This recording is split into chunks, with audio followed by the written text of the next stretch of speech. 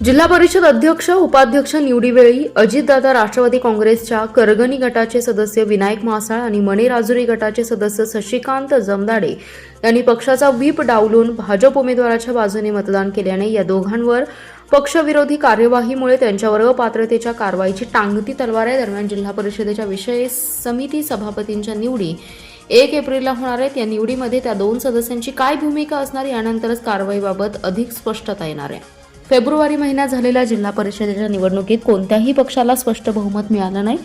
सत्ता स्थापन करण्यासाठी 31 सदस्यांची आवश्यकता होती, मात्र महाविकास आघाडीला सत्तेसाठी केवळ एका जागेची गरज होती, तर भाजप महायुतीचे बलाबल पाहिले तर 31 होते। मात्र जिल्हा परिषद निवडणूक महायुतीतील भाजप, राष्ट्रवादी काँग्रेस आणि एकनाथ शिंदे शिवसेना स्वतंत्र लढली होती, त्यामुळे महायुतीत फूट पडली।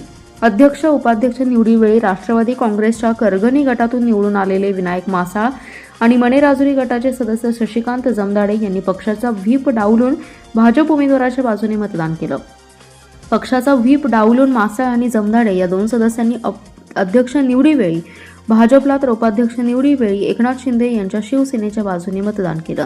पक्षाचा व्हीप डावलून विरोधात जाऊन मतदान केल्याप्रकरणी त्यांच्यावर कारवाई करण्यात यावी अशी मागणी पक्षातील नेत्यांकडून गेल्या काही दिवसांपासून होतीये।